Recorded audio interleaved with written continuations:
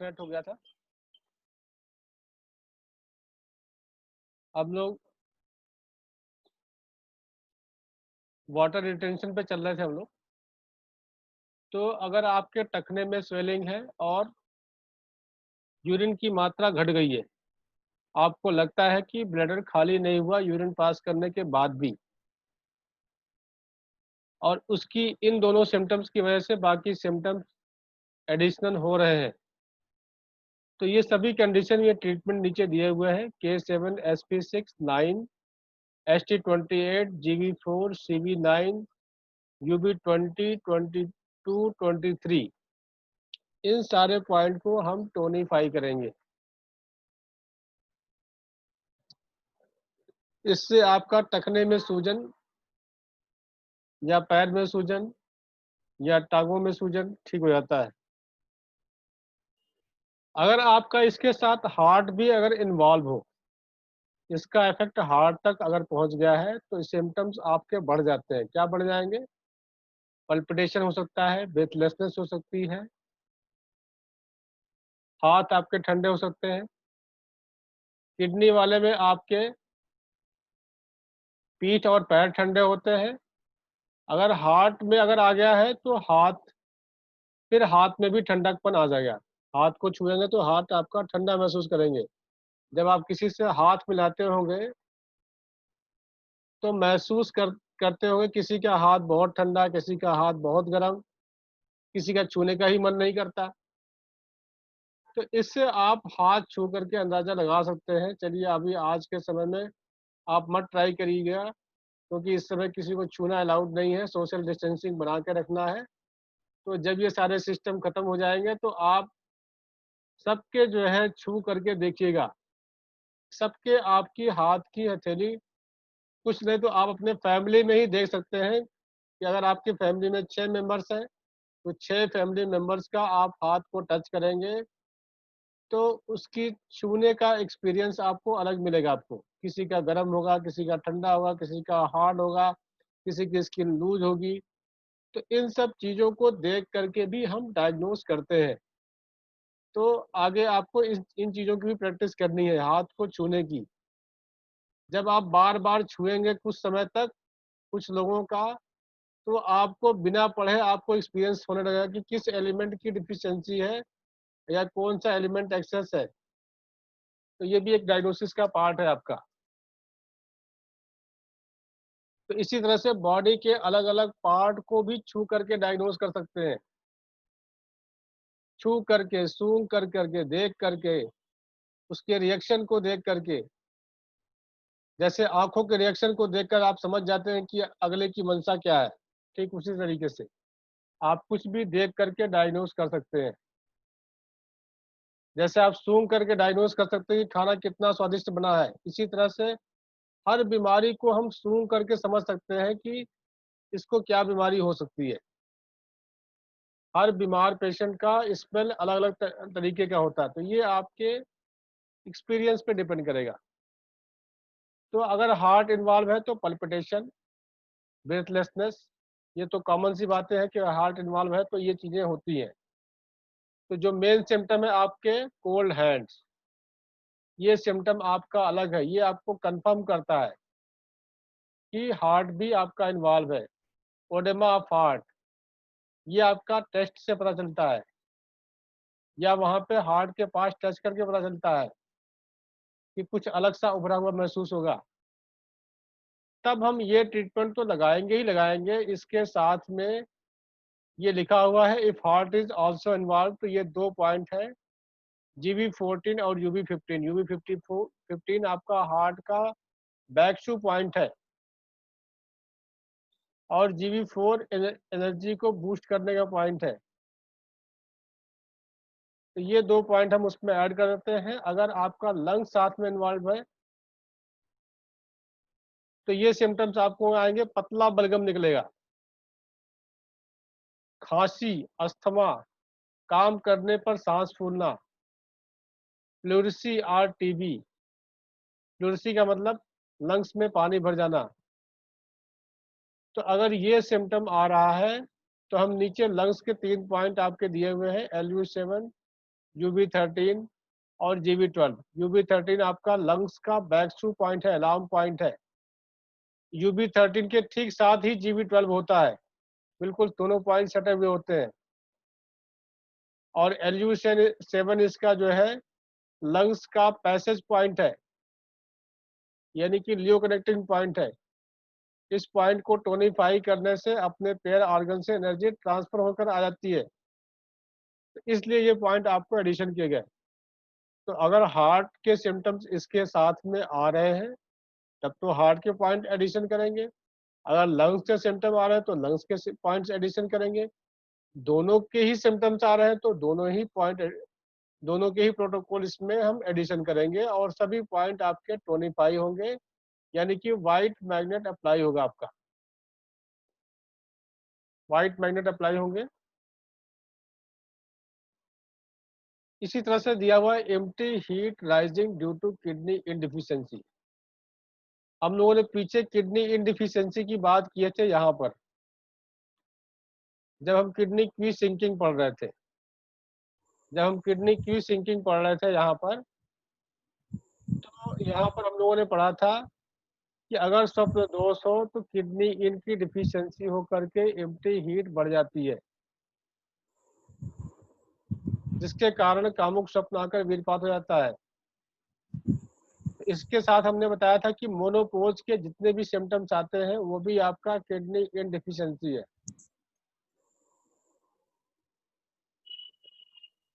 घबराहट, बेचैनी, इरिटेशन, गुस्सा, हॉट फ्लैशेस, बात बात पे इरिटेट हो जाना, ये सारे आपके मोनोपोज के सिम्टम्स हैं। तो ये किडनी इनडिफिशियंसी हम लोगों ने पीछे समझा था। तो यहाँ पर आपको वही चीजें, आपको और भी सिम्टम्स के साथ फिर प्रोटोकॉल्स भी यहाँ दिया हुआ है कि अगर ब्लड इन यूरिन है तो भी किडनी इनडिफिशियंसी है। यूरिन से ब्लड आ रहा है मतलब कि हीट बढ़ी हुई है किडनी में, यानी कि इनडिफिशियंसी है, एम्प्टी हीट बढ़ी है। नाइट स्वेटिंग, रात में पसीना आता है, तो रात क्या है, आपका इन है, इसलिए किडनी इन की डिफिशियंसी है। आफ्टरनून फीवर, अगर कोई ऐसा पेशेंट आता है जो कहता है कि आफ्टरनून फीवर होता है, तो भी हम उसका किडनी इनडिफिशियंसी का ट्रीटमेंट देंगे। क्यों देंगे? क्योंकि 3 से 5 किडनी का टाइम होता है, तो आफ्टरनून 3 बजे के बाद ही हुआ आपका। तो जब भी कोई पेशेंट आपके पास आए, उसको कोई बाकी सिम्टम्स आपको नहीं है किडनी इनडिफिशियंसी के, केवल बताता है कि आफ्टरनून फीवर है, तो ये आपका मेन सिम्टम है। अगर ये बताया तो 100% कन्फर्म होगी आपकी डायग्नोसिस कि उसकी और भी जो मल्टीपल प्रॉब्लम है वो किडनी इनडिफिशियंसी से रिलेटेड ही है। फिर आपको ज़्यादा पूछने की जरूरत है ही नहीं। फिर तो पेशेंट को आप खुद ही जो है ज्योतिष की तरीके से सारे सिम्टम्स पढ़ के बता सकते हैं कि आपको ये भी हो सकता है, ये भी हो सकता है। 10 सिम्टम बोलेंगे तो 6-7 सिम्टम उसके मैच करेंगे आपके। 3 सिम्टम अगर हो सकता है कि अगर वो ट्रीटमेंट ना कराए तो फ्यूचर में वो 3 सिम्टम भी ऐड हो जाएंगे। तो ये आपका मेन सिम्टम हो गया आफ्टरनून फीवर। तो किडनी इनडिफिशियंसी आपकी डायग्नोस हो गया आपका। तो केवल एक सिम्टम को पकड़ करके आप उसकी सारी कहानी को जान सकते हैं। रात में कई बार उठना, रात क्या है, इन है, इसलिए किडनी इनडिफिशियंसी। किस लिए उठना? यूरिन के लिए उठना।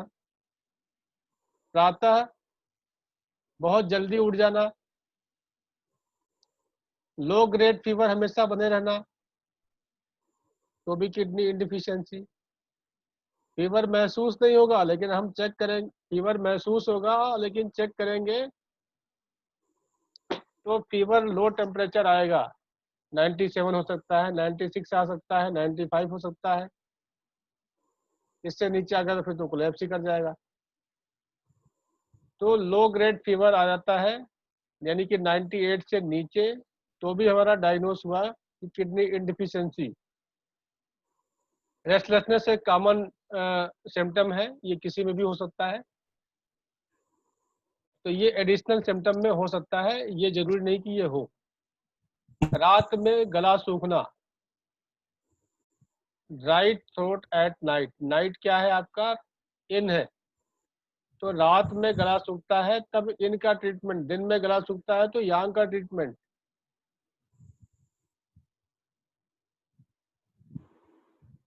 तो रेडनेस ऑफ चीक बोन्स, इसी तरह से ड्राई स्टूल। ड्राई स्टूल जो है, हीट बढ़ेगा तो ड्राई स्टूल तो होगा ही होगा, लेकिन सभी ड्राई स्टूल में किडनी इनडिफिशियंसी है ऐसा जरूरी नहीं है।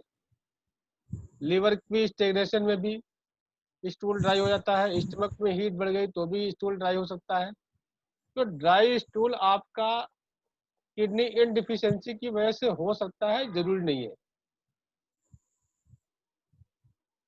तो मेन सिम्टम आपके क्या हो गया? एक तो दोपहर के बाद fever, low grade fever, dry throat at night, ये आपके मेन सिम्टम हो गए आपके। बाकी सिम्टम्स कॉमन हो सकता है, ये दोनों सिम्टम भी कॉमन हो सकते हैं आपके। और पीछे जो हमने पढ़ा था, इसमें भी आपका नाइट स्वेटिंग हार्ट वालों को भी हो सकता है, तो ये भी कॉमन सिम्टम है, हार्ट इनडिफिशियंसी में भी होता है। लेकिन अगर ब्लड इन यूरिन की बात हो रही है तो यूरिन का रिलेशन किडनी से है, तो ये आपका मेन सिम्टम है। आफ्टरनून फीवर भी मेन सिम्टम है। रात में कई बार उठना, ये मेन सिम्टम नहीं है, भी मेन सिम्टम नहीं है। लो ग्रेड फीवर मेन सिम्टम है। ड्राई थ्रोट एट नाइट, ये भी मेन सिम्टम कह सकते हैं, लेकिन लिवर इनडिफिशियंसी में भी होता है ये ड्राई थ्रोट एट नाइट। तो जो किडनी के जो मेन सिम्टम आ रहे हैं आपके, एक तो लो ग्रेड फीवर,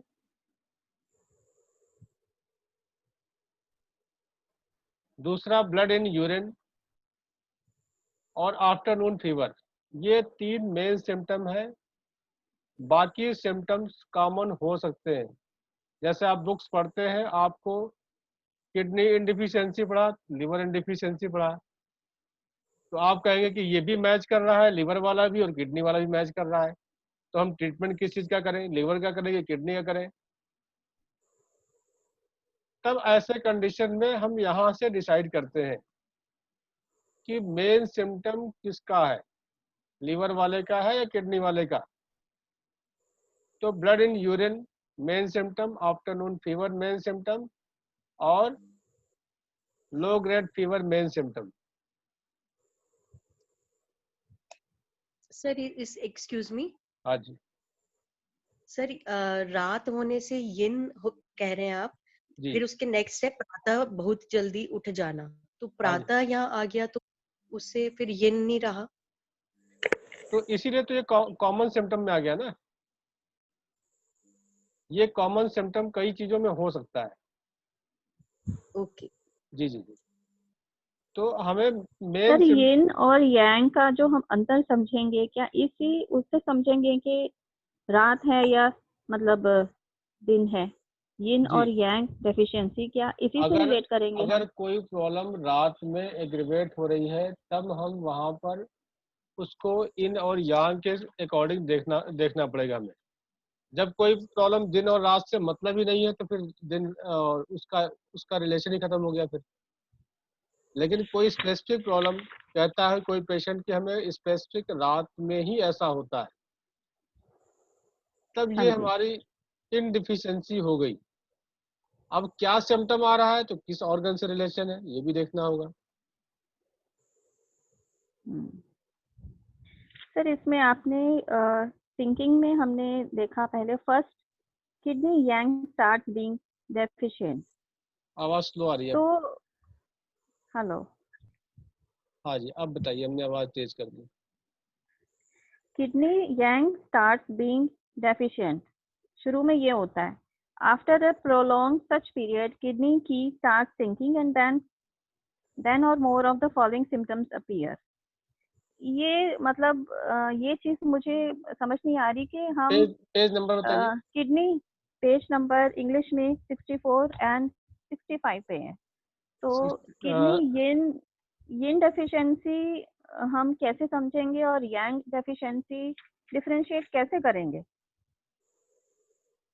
अब जो एम्प्टी हीट है वो भी इन से है जी, ये चीज कैसे अलग अलग समझी जाए? देखिए किडनी इनडिफिशियंसी में क्या होगा, किडनी इनडिफिशियंसी जो है, इनडिफिशियंसी होगा तो हीट बढ़ेगी, इंटरनल हीट बढ़ेगी। और किडनी यांग डिफिशियंसी होगी तो ठंडक बढ़ेगी। किडनी यांग डिफिशियंसी होगी तो ठंडक बढ़ेगी, जैसे पैर ठंडे रहना, घुटने ठंडे रहना, कमर ठंडे रहना, डल महसूस होना। और जब इनडिफिशियंसी होगी तो हीट बढ़ेगा, उसमें गुस्सा ज़्यादा आएगा, यांग वाला डल होगा और इन वाला हाइपर होगा। इस तरीके से समझेंगे हम। क्लियर है? हाँ जी सर। अभी आगे और भी बहुत सारी चीजें आएंगी, उससे और ज़्यादा क्लियर हो जाएगा। ये चीजें हम बार बार पढ़ेंगे, बार बार इस पर ट्रीटमेंट अप्लाई करेंगे तो हमारी क्लियरिटी बढ़ती जाएगी।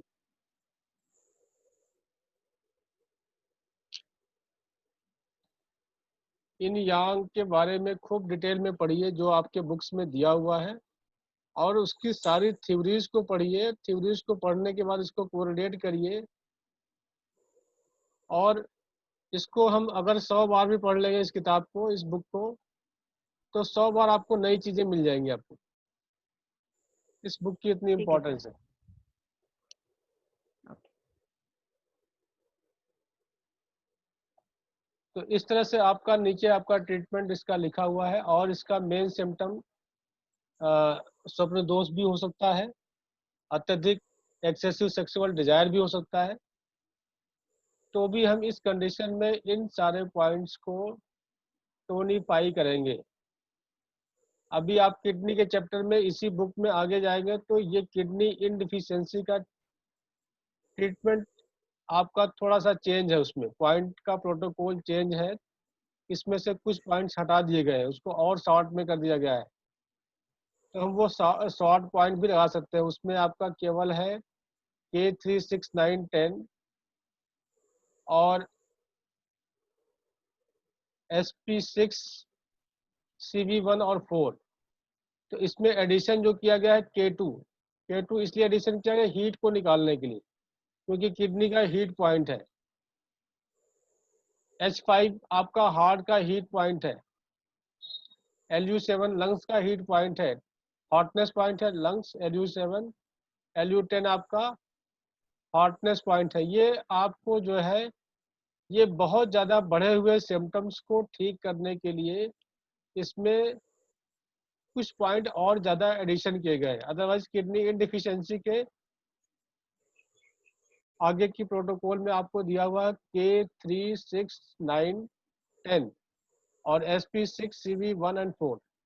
तो ये लिखने की ज़रूरत नहीं है, आगे पेज पे दिया हुआ है। हम वहाँ पहुँचेंगे तो आपको बता देंगे कि वहाँ जनरल प्रॉब्लम में वो यूज करेंगे, और ये जब ढेर सारे सिम्टम होंगे तो ये पॉइंट हम एडिशन करके यूज करेंगे, या हम छोटा वाला भी ट्रीटमेंट दे देंगे तो भी वो काम करेगा।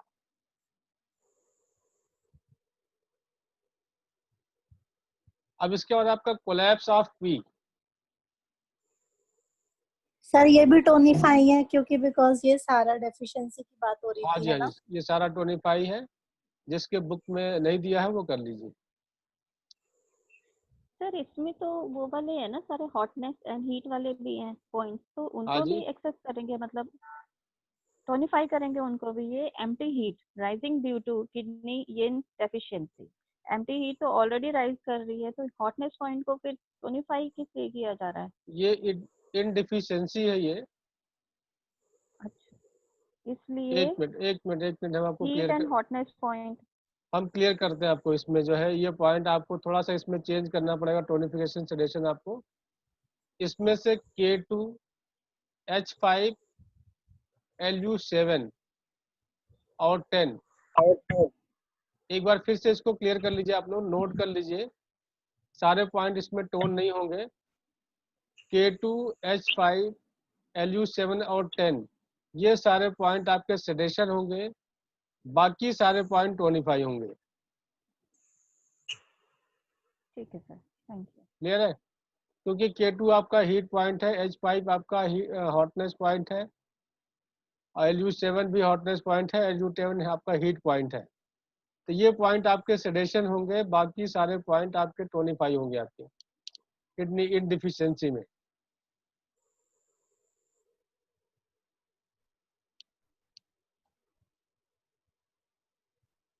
इसके बाद आपका collapse of P, collapse of P दिया हुआ है।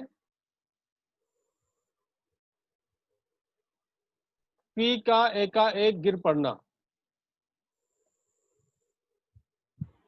मतलब पहले आपकी क्वी डिफिशियंसी हुई, उसको कंट्रोल नहीं किया तो क्वी सिंकिंग हुई, और क्वी सिंकिंग को भी हमने कंट्रोल नहीं किया, अवॉइड किया, तो वो कोलैप्स कंडीशन हो जाता है। यानी कि उस ऑर्गन की क्वी जो है 50% से भी कम हो जाता है। पहले क्वी डिफिशियंसी हुई तो 25% डिफिशियंसी थी, और 50%, 25 से लेकर के 50% तक डिफिशियंट हो गया तो आपका क्वी सिंकिंग हुआ, और 50% से भी नीचे आपका चला गया, 50% से भी नीचे चला गया तो फिर वो कोलैप्स कंडीशन होता है। और ये कोलैप्स केवल आपका हार्ट और लार्ज इंटेस्टाइन में ही होता है। ये सिम्टम आपके केवल हार्ट और लार्ज इंटेस्टाइन में ही होता है। क्या सिम्टम होता है ये लिखा हुआ है आपका, यहाँ पे हार्ट यांग कोलैप्स अगर होता है, हार्ट यांग कोलैप्स का रीजन होता है किडनी यांग की सीवियर डिफिशियंसी। किडनी यांग आपकी, किडनी यांग में हमने बताया था कि आपकी बढ़ती हुई एज में जितने भी सिम्टम्स आते हैं वो किडनी यांग की डिफिशियंसी है। तो वो किडनी यांग की डिफिशियंसी आपकी कॉन्टिन्यूअस बढ़ती जाए तब वो हार्ट यांग कोलैप्स में कन्वर्ट हो जाता है। हार्ट यांग कोलैप्स का जो मेन सिम्टम है, आपके जीभ छोटी हो जाती है। जब आपकी जीभ नॉर्मल से छोटी होने लगे या मुंह से बाहर ही ना निकले, तब समझ जाइए कि आपका हार्ट कोलैप्स कभी भी हो सकता है। और भी बाकी सिम्टम दिए हुए, मेन सिम्टम यही है, हाथ पैर ठंडे होना, धड़कन बढ़ना, और होठ नीले पड़ जाना। होठ नीले पड़ रहे हैं तो भी आप होठ को देख करके आप ये समझ सकते हैं कि इसका हार्ट कोलैप्स हो सकता है, कभी भी हो सकता है।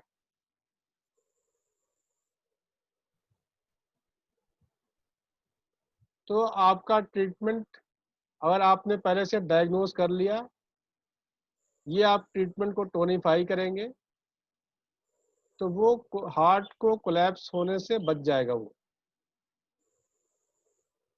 और जीभ जीभ और होठ उसके बताएंगे कि वो कितना इम्प्रूव कर रहा है।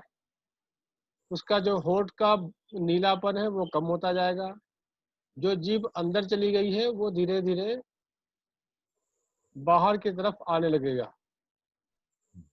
तो ये आपको बताएगा कि पेशेंट कितना ठीक हो रहा है और वो सेफ है।